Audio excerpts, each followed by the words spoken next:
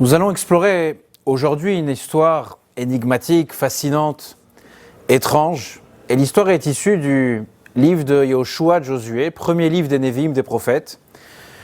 Et ce passage est lu chaque année en tant qu'haftara de la paracha que nous allons lire ce Shabbat, parashat Shelach, Shelach Lecha. Alors le contexte historique est le suivant. 40 années sont passées, les Juifs sont dans le désert. Le séjour dans le désert du peuple juif est maintenant fini. Moshe, Aaron, Myriam ont disparu, avec eux toute leur génération. Et une nouvelle génération s'apprête à entrer en Israël. Leur leader est Yehoshua ben Nun, le successeur de Moshe. Et dans l'histoire de l'Haftara de cette semaine, nous sommes juste avant l'entrée des Bnei Israël, du peuple juif. Et juste avant d'entrer, Yehoshua décide, comme son prédécesseur, d'envoyer des explorateurs, cette fois-ci au nombre de 2, Kalev et Pinchas, pour explorer la terre et préparer la conquête d'Israël. Les espions rejoignent la ville de Jéricho, de Yéricho. Ils se dirigent vers la maison d'une femme qui est nommée dans le Tanakh, qui est nommée dans la Torah comme Rachav Hazona. Il existe sur l'adjectif qu'on rajoute à cette femme Rachav 2 explications. La première, c'est que le mot Hazona vient de Tezuna, nutrition. Elle était aubergiste. Un hôtel dans lequel on pouvait également manger. C'est pourquoi d'ailleurs les explorateurs se sont dirigés vers l'hôtel de Jéricho où ils pouvaient dormir et ils pouvaient manger. C'est ce que font les touristes, c'est ce que font également a priori les espions. Il y a une autre explication qui concerne l'adjectif qu'on rajoute à cette femme, au nom de cette femme Rachav, ce qui donne à l'histoire une tournure tout à fait différente. Le Radak, l'un des commentaires, dit la chose suivante. Il explique en citant la Gemara dans Zvachim, le Talmud nous dit que Zona veut dire ici une femme de mauvaise vie, une prostituée. Et dans l'histoire qu'on lit Shabbat, le roi de Yéricho est informé de la présence de 2 espions dans son royaume. Et donc il demande à la personne qui est censée tout connaître, surtout. À qui s'adresse-t-il ? Il s'adresse bien évidemment à Rachav. Peu importe l'interprétation que vous allez adopter, elle est censée connaître, en tant qu'aubergiste ou femme de mauvaise vie, connaître tout ce qui se passe autour d'elle. Et Rachav dit au roi la chose suivante, « Je les ai vus. » Et de manière surprenante, on pourrait s'attendre à ce qu'elle les dénonce, sa vie est en danger. Qu'est-ce que va faire Rachav ? Elle va cacher les 2 espions, Kalev et Pinchas, sur le toit de sa maison, et elle va les dissimuler sous des tiges, des plants de lin, que le texte souligne de manière particulière. Elle dit au roi, c'est vrai, ils sont venus. Je ne sais pas à qui ils sont, mais avant le coucher du soleil, ils ont déjà quitté la ville. Rattrapez-les, avant que la nuit tombe, vous pourrez déjà les rattraper et vous pouvez les poursuivre. Faites cela très rapidement.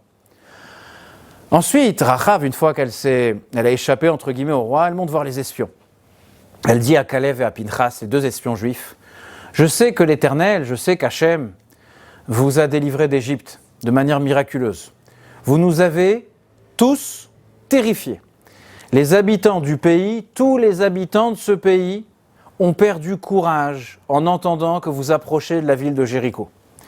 Nous avons entendu la traversée de la mer, nous avons entendu comment vous êtes sortis d'Égypte, nous avons entendu ce que vous avez fait aux différents rois, Sichon et Og, comment vous avez exterminé leur armée tout entière. Et Rachav s'accorde avec ces 2 espions, et elle va finalement sceller un accord, une alliance avec eux. Elle va leur dire, je vous cache, vous aurez la vie sauve, mais lorsque vos armées entreront dans la ville, je vous demande que ma propre personne et ma famille doivent être préservées. Elle les fera ensuite avec une corde qu'elle va jeter du haut de sa fenêtre, le mur de sa maison étant la muraille, l'enceinte de la ville. Elle va leur dire, vous descendez par la corde, vous allez suivre telle et telle route, et vous aurez ainsi la vie sauve. Voilà pour le contexte voilà la Haftara de cette semaine. Le Talmud dans Zvachim, la Gemara demande, comment Rachav peut-elle parler au nom de tout un peuple ? Est-ce qu'elle était la rédactrice en chef du quotidien le plus lu en terre de Canaan à cette époque-là ? Comment peut-elle témoigner ? Elle peut témoigner au nom de sa propre personne, peut-être de sa famille, peut-être de ses amis ou de ses connaissances. Mais comment peut-elle parler au nom ? Tous les habitants sont terrifiés. La réponse de la Gemara est que malheureusement cette femme, qui a connu la pratique qu'on a citée auparavant, Elle a atteint un niveau que depuis, dit la Gemara, depuis l'âge de 10 ans, un très jeune enfant, elle a fait de cela sa profession pendant plus de 40 ans. Elle avait 10 ans, nous dit la Gemara, lors de la sortie d'Égypte, et jusqu'à l'âge de 50 ans, ça a été sa profession. Et les sages dans la Gemara nous disent que tous les princes et seigneurs de la région connurent Rachav, les princes, les gouverneurs, peu importe. Et finalement, c'est la réponse à notre question, dit la Gemara. Elle connaissait les hommes les plus puissants de ce pays. Elle possédait donc toutes les informations nécessaires. Alors là, c'est une première référence que la Gemara nous rapporte. Gardons-la à notre esprit. On va maintenant citer une autre référence. La Gemara dans Megillah dit la chose suivante. La Gemara dans Megillah d'Aftet Vav à la page 15. La Gemara déclare que dans l'histoire de l'humanité tout entière, il existera ou il exista, peu importe, 4 femmes d'une beauté extraordinaire. Sarah, l'épouse d'Abraham, Abigail, qui deviendra l'épouse de David, Rachav dans notre histoire, et Esther dans l'histoire de Pourri. Et d'ailleurs, un peu plus haut, la Gemara décrit la beauté extraordinaire de cette femme. Et finalement, dans notre histoire, on retrouve Rachav, qui est maintenant âgée de 50 ans. Et la Gemara nous dit que lorsqu'elle rencontre ces 2 espions, elle leur parle, elle va sceller cette alliance avec eux, et bien tout de suite après, elle se convertit au judaïsme. Et elle demande à Dieu la chose suivante, que ma vie, que mon passé me soit pardonné, en récompense de, 2 points ouvrez les guillemets, la fenêtre, la corde et le lin. Elle a utilisé ces 3 objets, et qu'en récompense de cette, entre guillemets, de cette mitzvah qu'elle a fait, alors que tout son passé soit effacé maintenant. Que Dieu lui accorde son pardon. Rashi, qui cite le Midrash, explique un petit peu plus le discours de Rachav et dit la chose suivante. Rachav s'adresse à Dieu et lui dit « J'ai fauté par l'intermédiaire de 3 éléments. Permets-moi, mon Dieu, d'être pardonné par ces mêmes 3 éléments. Du lin, une corde et une fenêtre.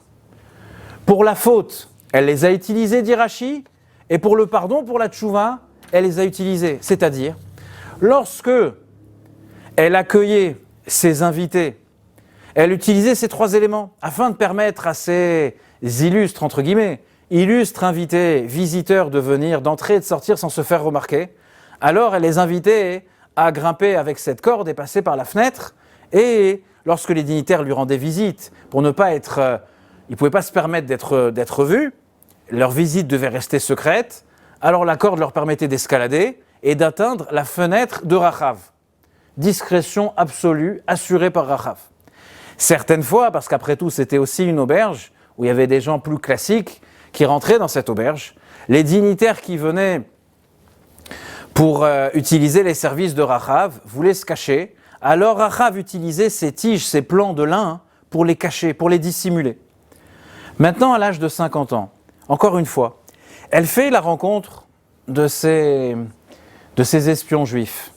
Elle comprend ce qui est en train de se passer. Elle utilise les mêmes éléments qui lui permettaient auparavant de fauter et qui maintenant lui permettent de cacher ces espions juifs. Elle les dissimule sous le lin, elle leur indique la fenêtre et elle jette la corde pour qu'ils puissent s'évader maintenant, s'enfuir. Et maintenant, on comprend un petit peu le message qu'elle adresse à Kadosh Baruch Hu, le message qu'elle adresse à Dieu. Il y a encore une autre déclaration du Talmud, encore une autre référence qui est tout à fait étonnante. La même Gemara dans Megillah, une page plus tôt, dit la chose suivante, qu'elle se repentit, se convertit, et ensuite se maria avec Yoshua, avec Josué. Oui, vous avez bien entendu, elle s'est mariée avec le leader de Moshe Rabbeinu, le leader de Moïse, l'actuel leader du peuple juif. Et le Talmud continue et nous dit qu'en fait, 8 de nos prophètes dans notre histoire, on a eu une multitude de prophètes, mais 8 d'entre eux sont les descendants de cette union de Rachav et de Yoshua. Parmi les plus connus, Yecheskel, Yermia et Hulda. Ézéchiel, Jérémie et la prophétesse qui s'appelait Hulda sont tous des descendants de Rachav. D'ailleurs, on voit dans le texte, dans Yecheskel, dans Ézéchiel, que la communauté, les personnes qui évoluaient autour de Yecheskel se moquaient de son ascendance en lui disant « Tu te considères comme un grand rabbin, un grand prophète, un grand tzaddik, parle-nous un peu de la biographie de ta grand-mère, parle-nous un peu de quelle était sa profession. » Et c'est pour ça d'ailleurs dans Yecheskel que le verset a besoin de souligner l'ascendance de Yecheskel pour assurer entre guillemets sa dignité. Et la même Gemara nous dit la chose suivante, que la teshuva, le repentir, est plus grand que la prière. La Gemara s'explique. Moshe pria maintes et maintes fois pour entrer en Eretz Israël. Dieu va lui interdire d'entrer en Israël. Dieu va lui interdire de découvrir la terre d'Israël. Et Dieu va prier sans cesse et sans cesse. Et Dieu n'acceptera pas cette prière. La Gemara dit par contre, Achav se repentit et Dieu accepta la prière. D'où la formule de la Gemara, la tchouva est plus grande, le repentir est plus grand que la prière, que la tfila. Et les sages continuent et demandent, mais pourquoi cette femme s'appelait Rachav ?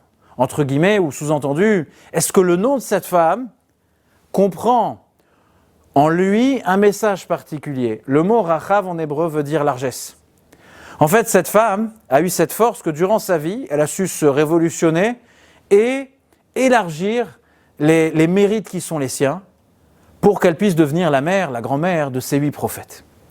Voici donc, on a cité ici quelques références très rapidement de quelques passages de Gemara de Talmud qui nous permettront maintenant de comprendre quelques points qui sont bien évidemment, je l'imagine que vous y pensez déjà, comprendre quelques questions qui sont bien évidemment évidentes. Pour reprendre, Rav se repentit et se convertit après 40 années de réussite glorieuse dans son domaine. Elle décide d'ouvrir une nouvelle page dans sa vie. Très bien, je l'accepte et ça la regarde et tant mieux pour elle. Mais de là à aller se marier avec le grand rabbin, aller se marier avec le successeur de Moshe Rabbeinu, aller se marier avec Yoshua bin Nun, la situation elle est pour moi difficile. Imaginez-vous le chatran, vous savez l'entremetteur qui présente le garçon à la fille au garçon, qui appelle, la mère elle vous appelle pour votre fils pour lui trouver un très beau shidour, elle lui dit j'ai une fille de, j'allais dire très bonne famille mais c'est un peu difficile, j'ai une fille très très bien à vous présenter, c'est Rachav Azona. Si vous ne lui raccrochez pas de suite, je serais étonné. Imaginez-vous les rumeurs aux fiançailles de Rachav et d'Yoshua. Imaginez-vous la réaction de la mère, je plaisante bien évidemment, la réaction de la mère d'Yoshua qui doit lui dire à Wouldi, qu'est-ce que tu es en train de faire ? Ça ne se fait pas dans notre famille de faire une telle chose. La question, elle est gigantesque finalement. Comment Yoshua vient se marier avec cette femme ? Quand bien même elle se repentit, elle décide de changer de vie, c'est tout à son honneur, mais de là à devenir la matriarche d'un nombre important de nos prophètes et d'être l'épouse de Yoshua, c'est quelque chose qui est difficilement compréhensible. Alors on lit le texte. Ce Shabbat, vous lirez la Haftara lorsqu'elle sera récitée. Dans la plupart des éditions, vous avez la traduction en français. D'ailleurs, c'est un passage qu'on étudie aussi à l'école.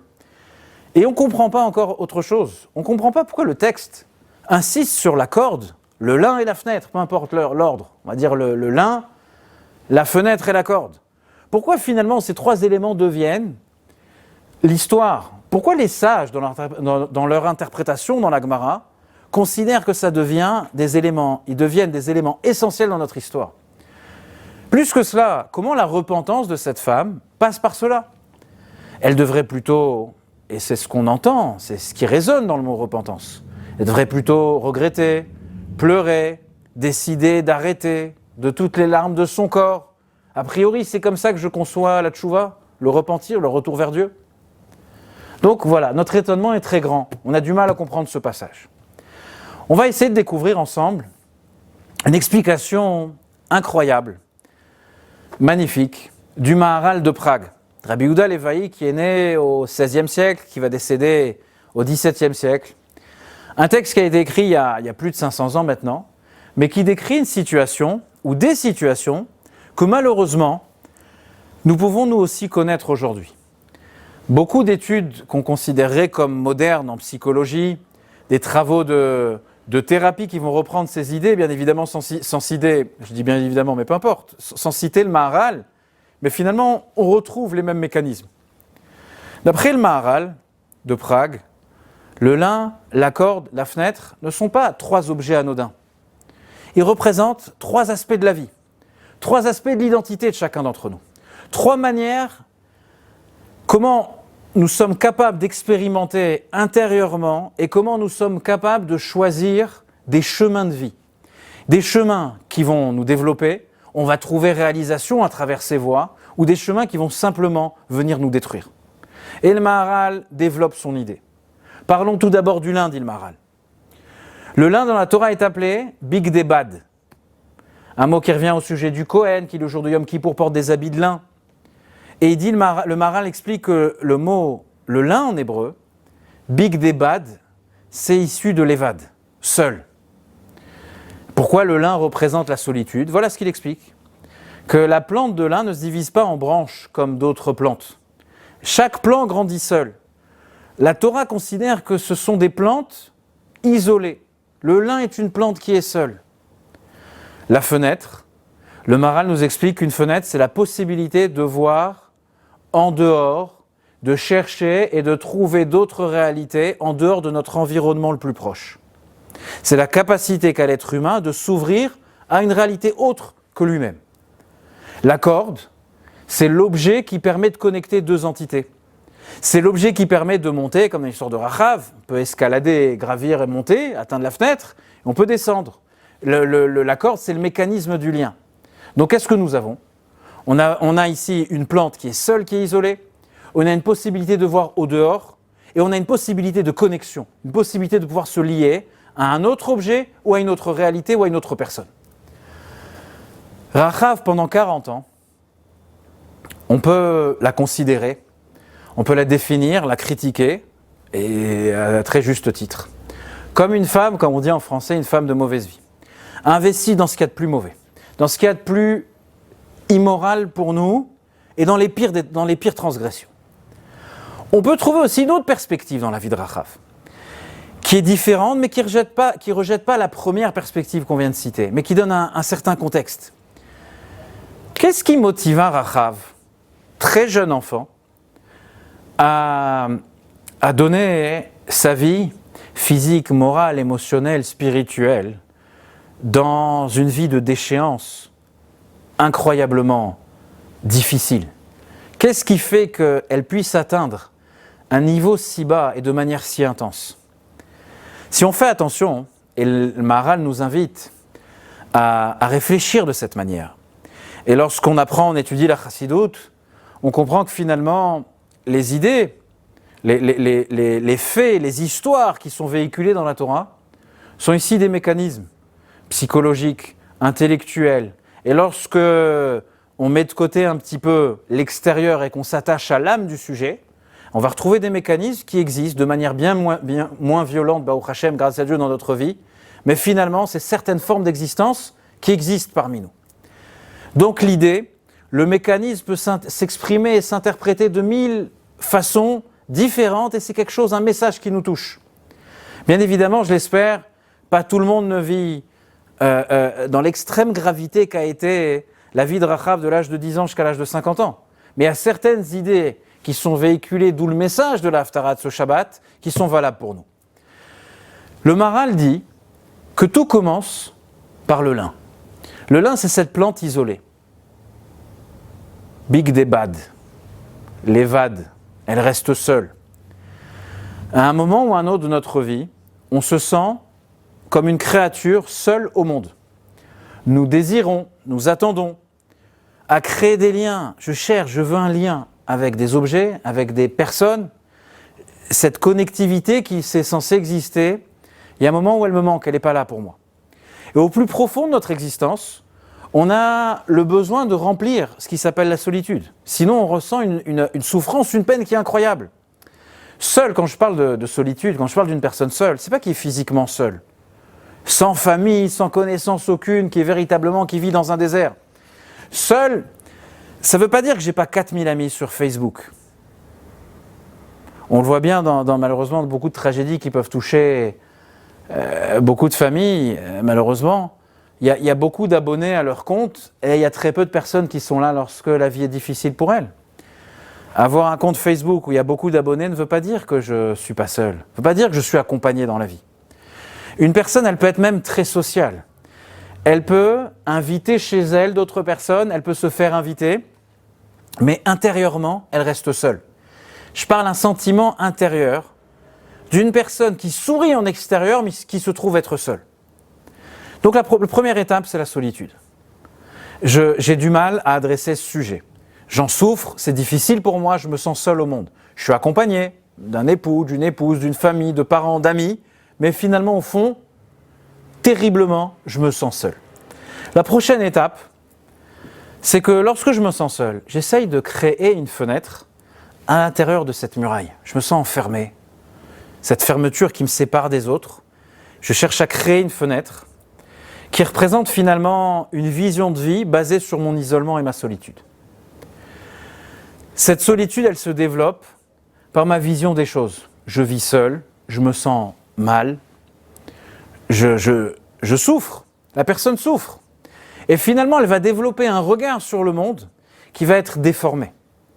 Et elle cherche dans son cœur, dans son esprit, à ouvrir une fenêtre et regarder à l'extérieur. Est-ce qu'il y a autre chose? Est-ce qu'il y a une autre personne avec qui je peux me connecter? Est-ce qu'il y a est-ce qu'il y a un cachet? Est-ce qu'il y a une solution pour que rapidement je peux enlever, alléger la peine, l'anxiété, les traumatismes qui sont les miens, le tourment de ma solitude? Et ensuite, la troisième étape, nous dit le Maharal de Prague, lorsque j'ai le lin, j'ai la fenêtre, et bien ensuite, lorsque j'ai trouvé l'objet ou la personne avec qui je veux me connecter, alors je lui jette la corde pour pouvoir me lier à lui. Donc je commence par le lin, je me cache sous le lin, je cache cette solitude. Ensuite, je cherche à créer cette fenêtre, je cherche à me défaire de cette anxiété, et je cherche à créer une relation avec un autre objet, avec une autre personne, et je jette cette corde. Si je devais continuer finalement, je dirais que la personne a beaucoup de mal à faire confiance. Surtout, si elle a été trahie lorsqu'elle a été jeune, physiquement ou moralement. Particulièrement, les abus que de jeunes personnes, ou moins jeunes finalement, peuvent subir, des abus qui sont physiques, qui sont moraux. Je profite de le dire au passage, et on en reparlera une autre fois. Tant qu'ils ne sont pas dénoncés, on restera dans le même souci. On restera dans le même problème, la victime sera une victime non avouée qui deviendra, malgré elle, presque l'agresseur. Mais les abus subis, qu'ils soient moraux ou physiques, vont venir atteindre le plus profond de l'existence de la personne. Et si elle fait plus tard le choix de faire confiance à nouveau et qu'on la blesse, elle se sentira trahie et blessée au plus profond d'elle-même. Et vous aurez ensuite une personne qui est totalement abandonnée. En extérieur, la personne, elle est présentable, belle, talentueuse, elle a l'air de réussir, elle a l'air d'être parfaite, mais dans la vie de cette personne, je l'ai vu de mes propres yeux, j'ai essayé d'accompagner certaines personnes dans ce voyage de la vie qui est extrêmement difficile, et un jour, la peine, le doute, la souffrance émergent. Il n'y a plus de confiance en soi, on vit une solitude absolue, et même lorsqu'on est en face et qu'on essaye d'aider, on n'a pas le message, c'est difficile pour nous. D'autre part, au début de la Torah, Dieu déclare qu'il n'est pas bon pour l'homme, pour l'être humain, d'être seul. Et le Maharal demande, mais qu'est-ce que je peux faire lorsque c'est le cas? C'est pas bon d'être seul. Mais si c'est le cas, je ressens de la solitude au plus profond de moi-même. Et souvent, les personnes qui sont victimes d'abus, qui ont été trahies souvent par les membres les plus proches de leur famille, se sentent, elles perdent leur famille, elles perdent leur dignité, elles perdent la confiance en elles-mêmes. Mais entre guillemets, elles me disent aussi qu'elles perdent Dieu aussi dans le voyage. Elles perdent leur conscience. Et ces personnes sentent qu'elles n'ont plus de parents, elles n'ont plus d'amis, elles sont véritablement seules. Alors, elles regardent par la fenêtre, elles jettent un regard. La fenêtre, elle est souvent voilée. La fenêtre, elle peut être déformée. Pourquoi? Parce qu'on a une personne qui est en souffrance, de manière terrible, qui essaye de trouver une manière de se rétablir, et que finalement le traumatisme de sa vie vient déformer la réalité qui est à l'extérieur. Le même Maharal demande comment gérer cette solitude. Il dit d'abord, est-ce que je reconnais que je suis seul? C'est un exercice qui est douloureux. Certaines personnes, beaucoup d'entre nous, refusent de le dire. Parce que finalement, j'ai peur de poser le contexte, parce que si je pose le contexte, ça me placera dans ce contexte. Et je fais tout pour éviter. Alors qu'est-ce que je fais pour rétablir la situation? Qu'est-ce que je dois faire pour être capable d'aimer, d'être aimé? Qu'est-ce que je fais pour, peu importe comment on peut l'interpréter, mais de ressentir la validation, entre guillemets, qu'une relation elle peut offrir? Comment lutter contre cette solitude existentielle sans utiliser des mots trop sophistiqués, mais un mal que nous connaissons tous finalement? Rachav, pour revenir à l'Haftara, elle répond à la solitude et travaille 40 ans pour lutter contre cela. Nous ouvrons des fenêtres, nous cherchons des solutions faciles, rapides, superficielles, pour évacuer le vide que nous ressentons.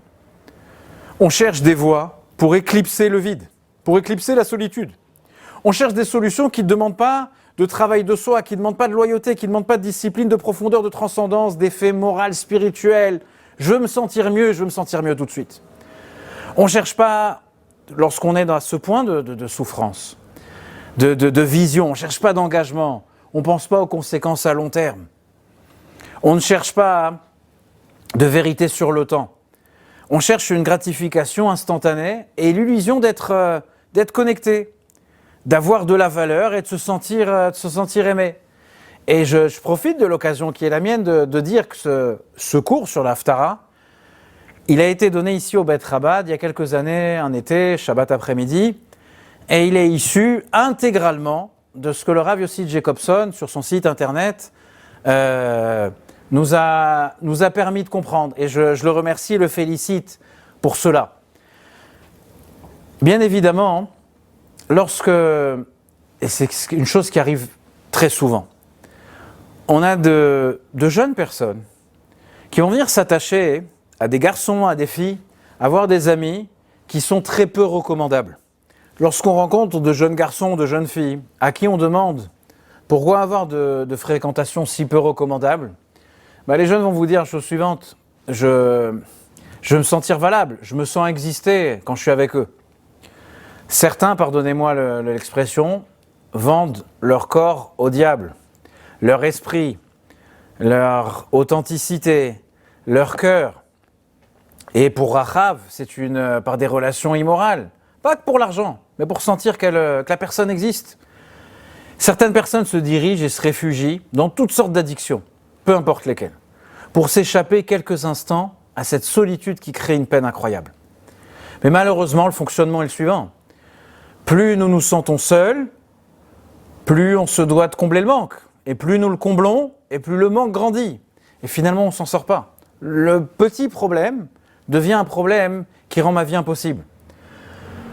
Faisons attention à un point. Nous avons tous des inclinations, des pulsions qui tentent de nous diriger vers certains objets, certaines personnes, certains comportements, certaines expériences. On est à la recherche, nous sommes à la recherche de toutes sortes de liens, de toutes sortes de cordes qui seraient capables de créer un lien. Si seulement j'avais tel objet, telle personne, alors ma situation serait réglée. Maintenant, la clé est de comprendre que ces inclinations et ces pulsions, faites attention à ce que je dis, ne doivent pas être à tout prix évitées.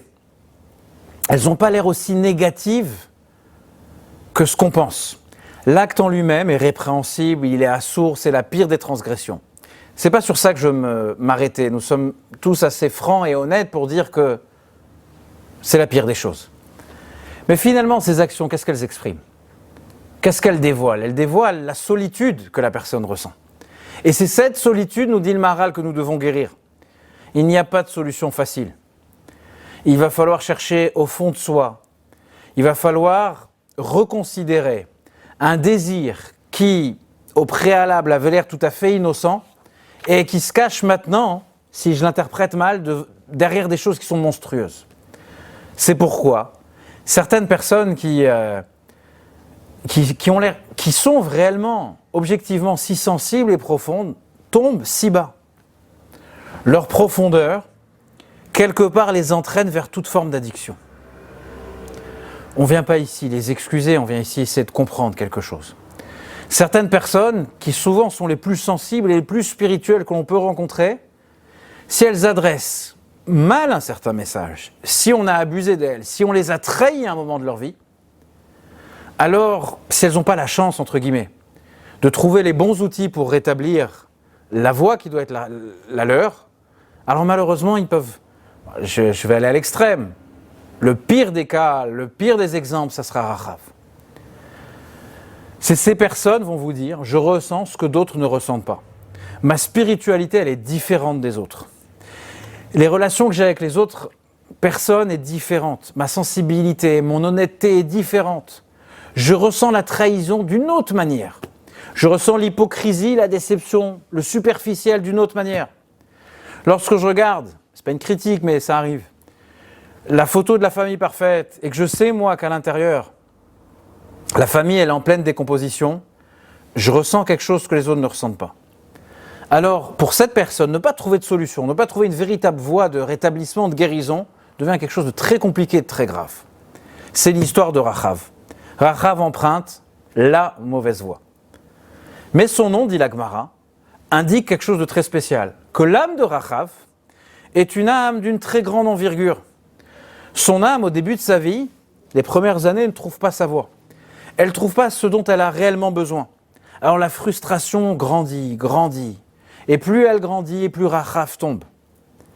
Et la chute n'emprunte à son âme que la profondeur, finalement.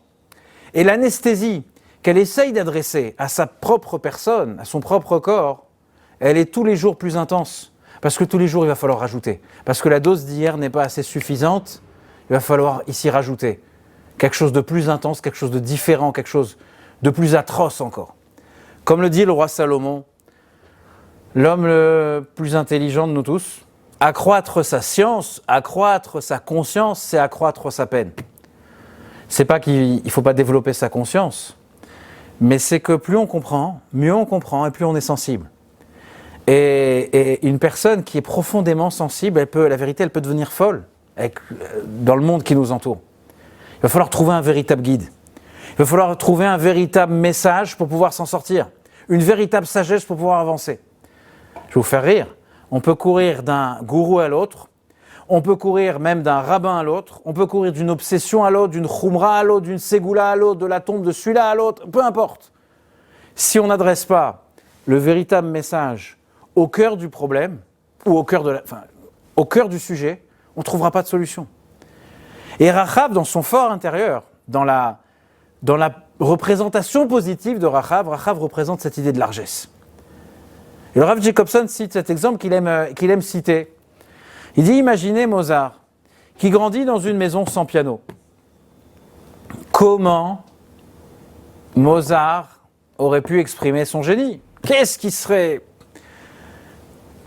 devenu cet homme ? Baruch Hashem, grâce à Dieu, il a eu un piano dans sa maison. Tout son génie s'est exprimé à travers son piano.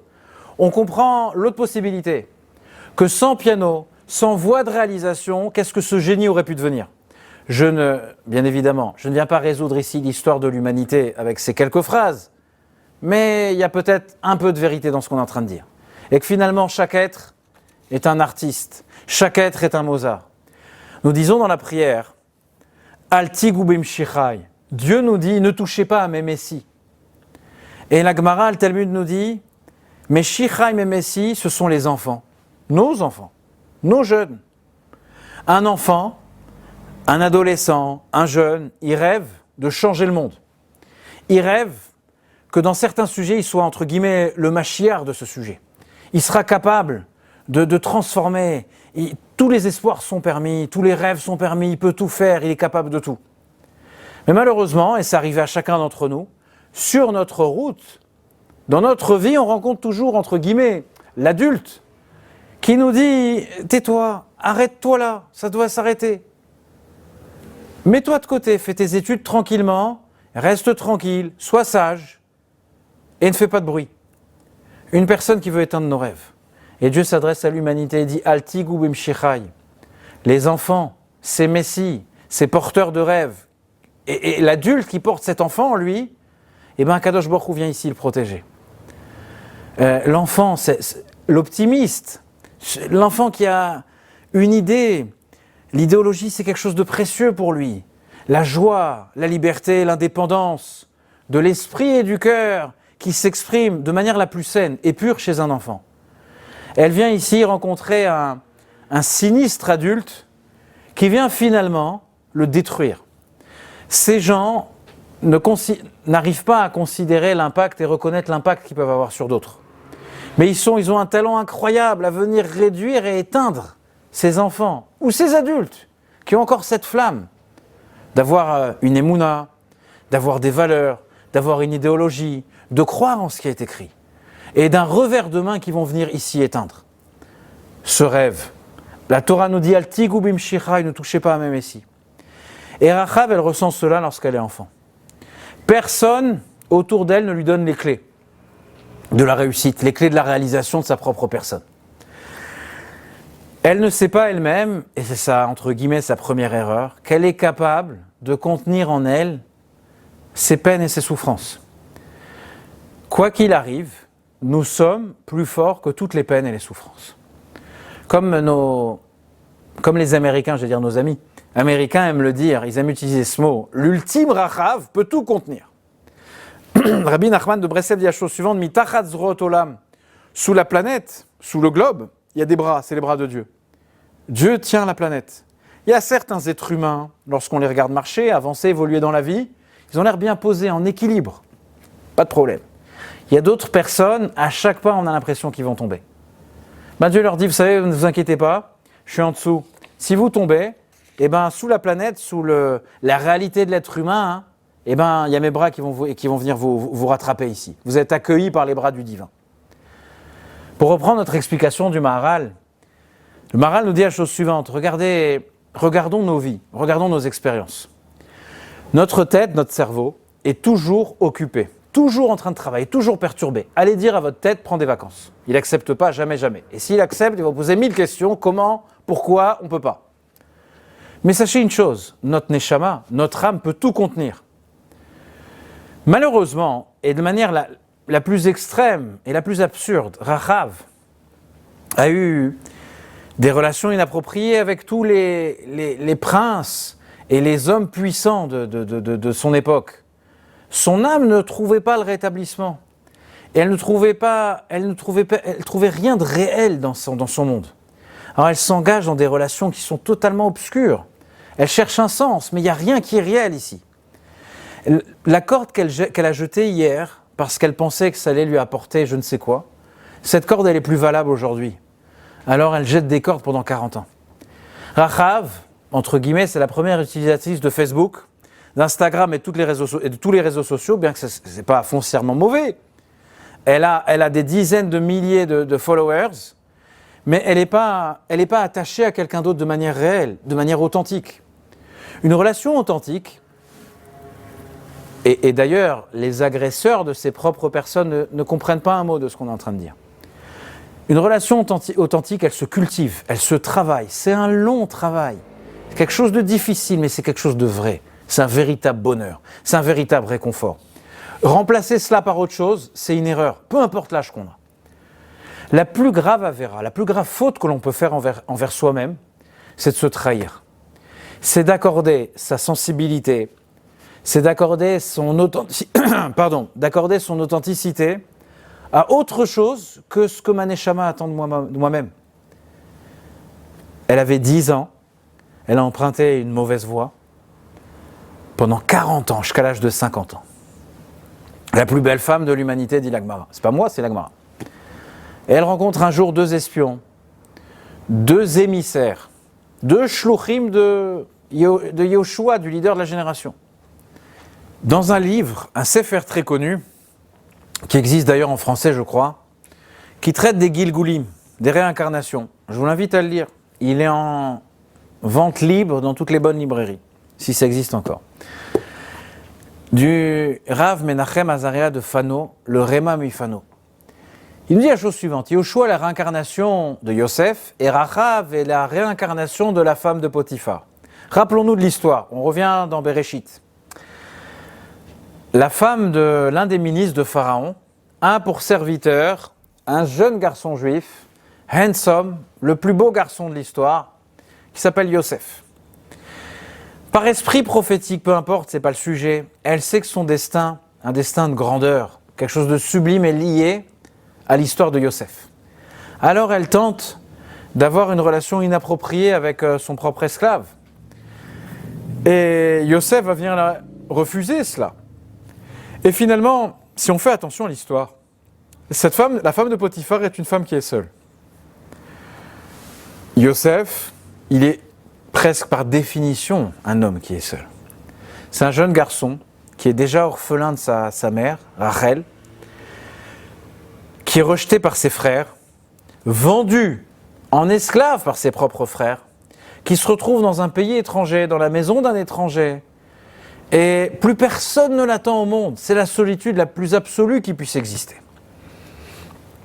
Mais Yosef, c'est un rêveur. Vous vous rappelez bien, c'est ce qui lui a causé tous ces problèmes. Yosef est le rêveur, il rêve de révolutionner le monde, il rêve que le soleil et la lune se prosternent à lui, il rêve de pouvoir transformer la matière du monde pour apporter quelque chose de tout à fait nouveau. Et dans son rêve, il est trahi. On abuse de lui, on le vend en tant qu'esclave, il se retrouve esclave dans la maison d'un ministre de Pharaon. Et maintenant, la maîtresse de maison lui propose de faire quelque chose de très grave, et elle le menace, et il résiste. D'ailleurs, lorsqu'il refusera, alors elle le jettera en prison pendant de nombreuses années. Très peu d'entre nous vivent une vie aussi tragique que celle de Yosef. Mais qu'est-ce qui a aidé Yosef à surmonter cette épreuve, cette difficulté? Nous dit la Torah, c'est l'image de son père. Mais faisons attention au texte, parce que maintenant il y a certains éléments qui résonnent d'une autre manière. Le texte nous dit l'image de son père à la fenêtre. Encore une fois, l'idée de la fenêtre revient. Yosef est à deux doigts de se laisser aller. Et de toute manière, personne ne le saura. C'est un étranger, dans un pays étranger, dans une culture qui ne voit pas le problème du tout à ce genre d'attitude. La solitude est là. Là, subitement, Dieu lui offre une fenêtre. À ce moment du cours, je voudrais parler de Bill Gates, parce qu'on parle de fenêtre, mais bon, on en parlera une autre fois. Je redeviens plus sérieux. Alors, Yosef s'enfuit, il utilise cette fenêtre. Qu'est-ce qu'il voit dans cette fenêtre? Il voit l'image de son père. Mais finalement, l'image de son père, elle est gravée dans... L'image de notre propre père est gravée à l'intérieur de chacun d'entre nous. Qu'est-ce qu'il est en train de voir? Dieu lui permet de voir le regard que son propre père a sur lui-même. Il est en train de comprendre comment Yaakov le regarde. Yaakov, rappelez-vous, n'accepte pas les dires de ses enfants que son fils, Yosef, a été dévoré par une bête féroce.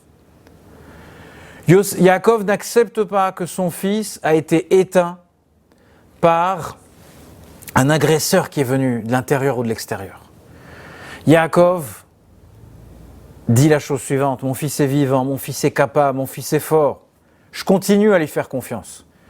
Yosef, à ce moment, qui est l'un des moments, entre guillemets, les plus décisifs de sa vie, il voit, il comprend, il ressent au plus profond de lui-même le ressenti de son propre père.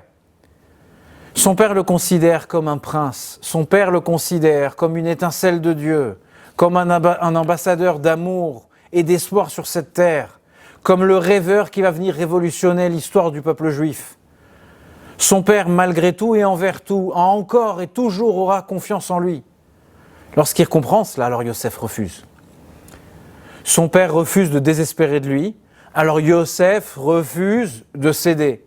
Yosef refuse de livrer son âme, sa dignité, ce qu'il a de plus authentique à cette personne. En fait, faisons attention à un point. La peine, la souffrance, la solitude de Yosef est toujours là. Mais il y a une fenêtre qui s'ouvre dans sa vie. Je ne sais pas s'il y a des solutions fast-food qui s'offrent à chacun d'entre nous au moment les plus difficiles de notre vie, où ça y est, on prend un cachet, on souscrit à une application sur notre iPhone et ça y est, la solution est là. Non, on a une perspective de vie, on s'inscrit dans un travail qui va être difficile, mais il y a un espoir qui est réel, il y a un espoir qui exprime une consistance qui s'appelle vérité chez nous. Yosef refuse la facilité, il refuse la mauvaise corde qui va venir trahir sa véritable identité. Le Réma Mifano nous dit que des générations plus tard, dans leur réincarnation, à chacun d'entre eux, Rachav, qui est la femme de Potiphar, va retrouver Yehoshua, qui est la réincarnation de Yosef Hatzadik. Comprendre à 100% ce qui est en train de se passer, je ne suis pas un kabbaliste. Mais finalement, au bout de quelques décennies, il retrouve la voie de la guérison. Rachav a découvert dans sa vie de mauvaises fenêtres. Elle a utilisé de mauvaises cordes. Elle a utilisé à mauvais escient du lin. Mais à 50 ans, elle comprend, elle se transforme. Faisons attention à un autre point. Elle ne vient pas réprimander sa propre personnalité. Elle ne devient pas une autre personne. Elle reste Rachav. Et on l'appelle avec le même nom jusqu'à aujourd'hui. Elle reprend toute sa solitude, son anxiété, sa peine, son expérience, et elle l'offre à Dieu. Elle aurait pu dire à Dieu, je t'en prie mon Dieu, mon Créateur, oublie ces mauvais moments. Elle aurait pu dire, je suis une nouvelle personne, je ne suis plus la même personne. Rachav dit la chose suivante, je suis une nouvelle personne parce que je sais transformer et je sais redéfinir à partir d'une perspective divine mon passé. Maintenant, je comprends que j'ai utilisé à mauvais escient ces trois éléments, le lin, la fenêtre et la corde. Maintenant, je sais que c'est avec ces outils que je vais protéger les espions qui vont mener à bien la conquête d'Eretz Israël, qui vont mener à bien la construction du Beth Amikdash, du temple dans lequel la présence divine va venir ici s'exprimer. Et c'est pour cela, c'est pour la beauté que cette âme peut représenter, que Yoshua, notre leader, va venir se marier avec elle. Parce qu'en fait, finalement, le chemin, on vient de le retrouver. Tout est rétabli ici. Je viens de prendre ce qui a causé, entre guillemets, ma perte, et de trouver qu'ici c'est ma réussite, c'est ma réalisation. Bien évidemment, il y a un enseignement pour chacun d'entre nous dans cette Haftara. Comment permettre à ces trois outils nous attacher avec notre libre arbitre aux bonnes ou aux mauvaises choses. Le choix, bien évidemment, il reste dans nos mains. Et donc, je vous invite ce Shabbat à écouter, à lire la paracha, à lire la Haftara avec une autre intensité. Et j'espère ce Shabbat révolutionner déjà notre vie avec ces éléments. Merci beaucoup à tous et Shabbat Shalom.